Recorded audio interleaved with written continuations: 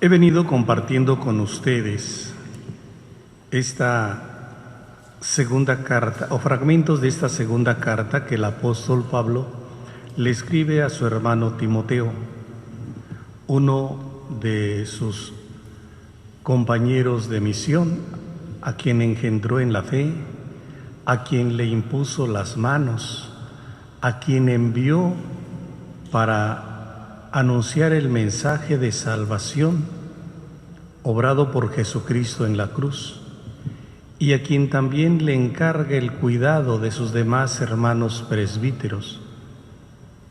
En ese sentido es comprensible ese celo pastoral que Pablo le expresa a Timoteo en este fragmento de su carta, cuando le dice: querido hermano, te pido encarecidamente por el advenimiento de su reino, que anuncies la palabra.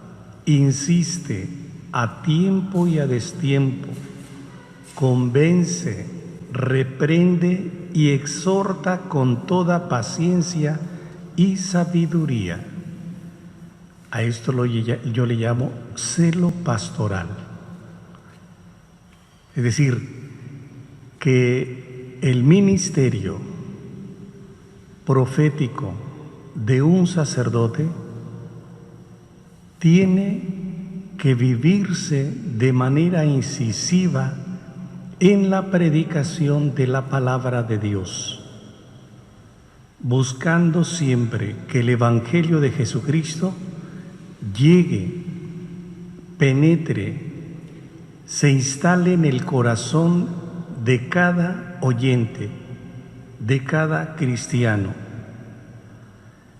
Sin embargo, lo previene de algunas situaciones de peligro que puede encontrar, sobre todo aquellos que Jesús llama aquellos lobos rapaces con ropaje de ovejas, que se meten, se escabullen entre las ovejas, que solo esperan que el pastor se descuide para dañar el rebaño.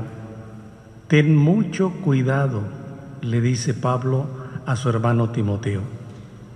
Así es de que tú aprende a ser siempre prudente, soporta los sufrimientos, cumple tu trabajo evangelizador y desempeña a la perfección tu ministerio. Dice un dicho del pueblo: las palabras convencen, el testimonio de vida arrastra. Y eso es lo que le pide Pablo a Timoteo, que sea un testigo del amor de Dios, sí, con la fuerza de su palabra, pero siempre acompañada de un verdadero testimonio de vida. Si no, echa por tierra todo. Si no, se le viene abajo todo. Si no, echa en saco roto todo.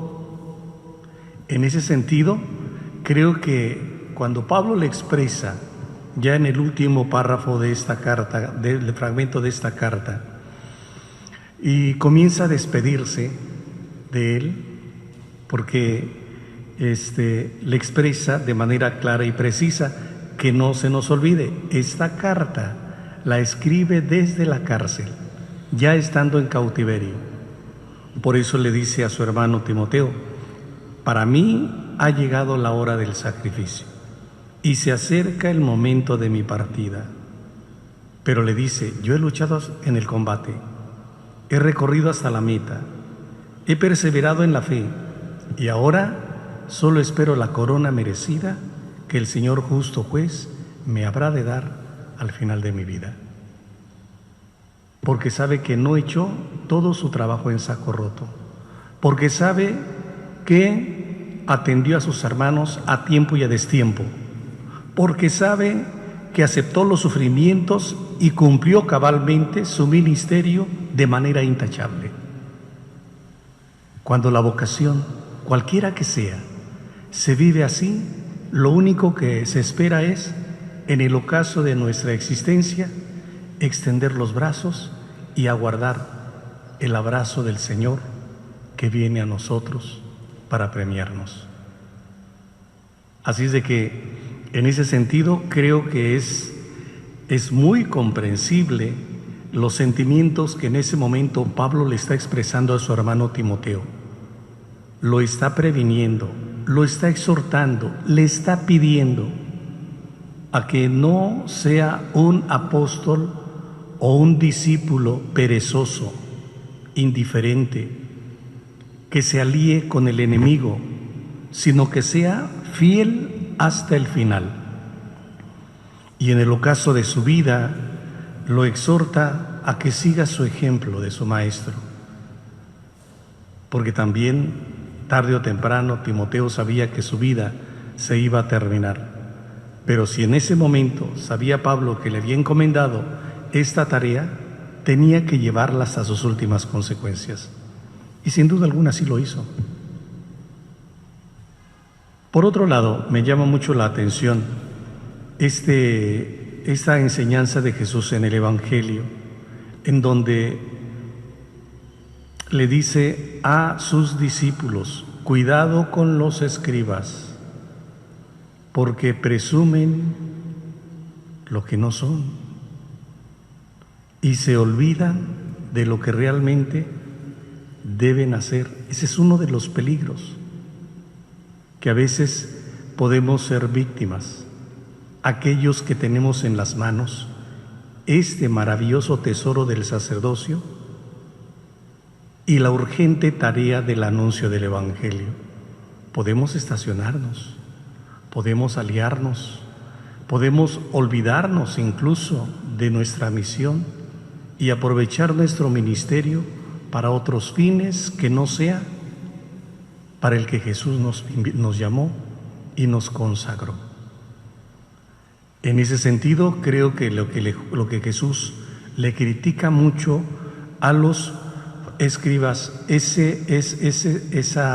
actitud prepotente, soberbia, y esa presencia,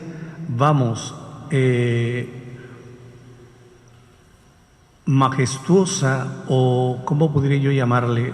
Vanidosa, porque eran hombres que se vestían de manera muy ostentosa, presumían sus vestimentas, parecían señores, encumbrados, y se les había olvidado la vida sencilla, pobre y cercana a la gente. Por eso ya no los estimaban y no los apreciaban tanto.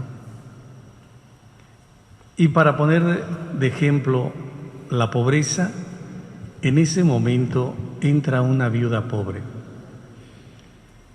que, consciente de sus obligaciones, llega hasta donde están las alcancías del templo y solo echa 2 monedas de muy poco valor. Los apóstoles y Jesús ven cómo esa mujer da esa ofrenda, y entonces les llama la atención a sus discípulos cuando les dice: miren, esta viuda ha echado más que todos. Y aquellos se quedaron perplejos. ¿Cómo, si estamos viendo cuánta ofrenda han echado estos hombres? Dice: miren, estos que ustedes vieron han echado en la alcancía lo que les sobra. Sus grandes capitales están en el banco. Y esta viuda, dentro de su pobreza, ha dado a Dios todo lo que tenía para vivir. ¿Por qué? Porque la confianza de aquella viuda no estaba en el dinero. Su confianza estaba en Dios. Queridos hermanos, en este periodo de confinamiento, quizás ya nos empiece a preocupar la parte económica, porque está lastimando nuestros pocos ahorros que todavía por ahí tenemos. Los invito primero, a ser buenos administradores. Y segundo, a confiar en la providencia de Dios, que nunca deja a sus hijos. Y el mejor ejemplo lo tenemos en esta viuda pobre, que desde su pobreza regaló a Dios todo lo que tenía para vivir. No es fácil ver, analizar nuestra fe desde esta actitud, desde la actitud de esta viuda pobre. ¿Qué pasó con ella? No dicen los evangelios. ¿Se murió de hambre? Tampoco lo señalan. ¿Siguió viviendo? ¿De qué? A lo mejor sí. Pero una cosa nos dejó bien claro el testimonio de esa mujer, que la divina providencia de Dios nunca nos dejará solos. Nunca. Y por eso los dichos del pueblo son bien dichos. Cuando decimos, Dios aprieta, pero no ahorca. Confiemos en Él. No tengamos miedo. Y pongámosle en sus manos todas nuestras necesidades, pero aprendamos a administrar con mucha responsabilidad lo que tenemos. Y sin que nos demos cuenta, siempre tendremos lo necesario para vivir. Siempre. Que María, la Madre de Jesús, a quien tampoco le interesó mucho el dinero,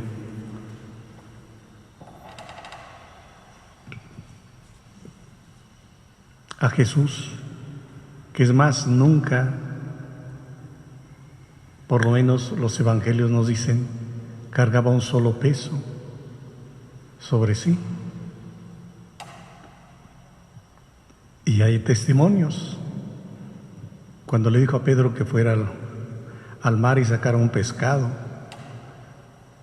y que en ese pescado encontraría una moneda para que pagara el impuesto por Pedro y por él. Tampoco se sabe que Jesús tuviera una cuenta de banco,